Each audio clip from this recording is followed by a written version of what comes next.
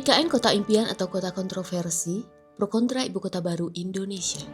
Bayangkan sebuah kota yang belum ada gedung, belum ada jalan, belum ada listrik. Ini seperti sosok yang kemarin Om, yang saya temui Om. Tapi di atas kertas kota ini sudah disebut sebagai ibu kota masa depan Indonesia. Tempat yang akan menggantikan Jakarta. Namanya IKN, Ibu Kota Nusantara di tengah hutan Kalimantan Timur.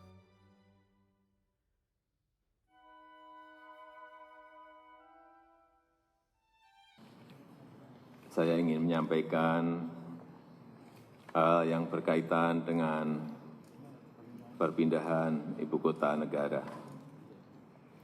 Proyek ini diumumkan tahun 2019, diresmikan tahun 2022, dan rencananya mulai dihuni tahun 2024. Tapi sejak awal, IKN bukan cuma soal pembangunan. Ia menjadi simbol, harapan, ambisi, sekaligus kontroversi. Kenapa kita butuh ibu kota baru? Karena Jakarta sedang tenggelam.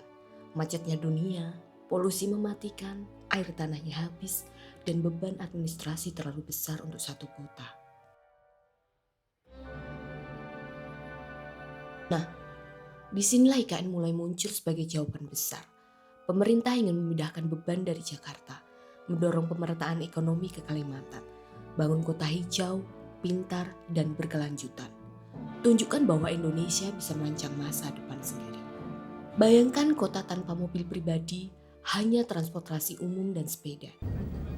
Iya, naik dah.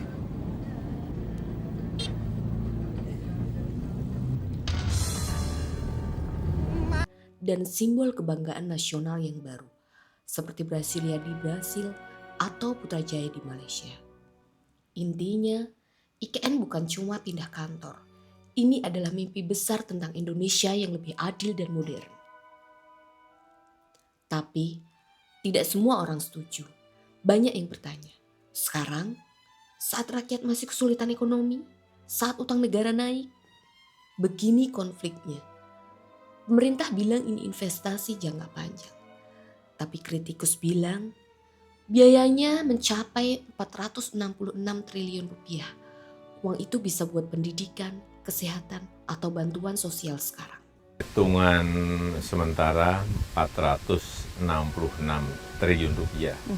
Itu kurang lebih 19-20% itu nanti berasal dari APBN dan sisanya bisa berasal dari PPP, berasal dari KPBU. Lalu soal lingkungan, IKN dibangun di hutan tropis, rumah bagi orang hutan, beruang, dan suku Dayak. Ahli lingkungan khawatir, ini bukan hijau kalau harus tebang hutan 1.800 km persegi. Padahal janjinya, kota berkelanjutan. Ada juga suara dari masyarakat adat. Beberapa mengatakan, lahan kami tidak pernah dikonsultasikan, kami tidak diajak bicara. Ini soal keadilan, bukan cuma pembangunan. Belum lagi soal manfaat nyata. PNS pindah ke sana, investor datang, atau ini hanya menjadi kota mati seperti ibu negara lain yang gagal? Pertanyaan-pertanyaan ini membuat IKN bukan cuma proyek fisik, tapi uji kredibilitas pemerintah. Nah, di tengah semua pro kontra, pembangunan tetap berjalan. Fase pertama sudah selesai. Jalan utama, bendungan, istana negara, perumahan PNS, PLTS, dan jaringan listrik. Dan mulai 2024, ASN pindah secara bertahap. Presiden janji akan pindah tahun 2025. Investor asing seperti Arab Saudi dan UAE sudah berkomitmen investasi puluhan triliun. Tapi menariknya, pemerintah mulai merespon kritik. Ada penyesuaian desain, lebih banyak konversi hutan, program relokasi masyarakat adat dengan kompensasi, komitmen 80% energi terbarukan. Artinya, IKN bukan proyek kaku, ia berevolusi. Dan mungkin ini tanda bahwa kritik bisa membentuk kebijakan. Jadi, apakah IKN akan sukses? Belum ada yang tahu. Tapi satu hal yang jelas, proyek besar selalu datang dengan harapan besar dan resiko yang besar. Kalau IKN berhasil, ia bisa menjadi simbol kebangkitan Indonesia. Contoh kota berkelanjutan di Asia Tenggara. Titik balik pemerataan pembangunan. Tapi kalau gagal, ia akan menjadi monumen ambisi yang mengabaikan rakyat dan alam.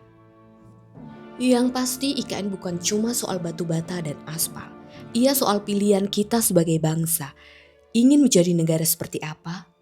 Mau membangun masa depan untuk siapa? Dan siapa yang harus membayar harganya? Karena ibu kota bukan cuma tempat pemerintah bekerja. Ia adalah cermin dari nilai kita sebagai bangsa.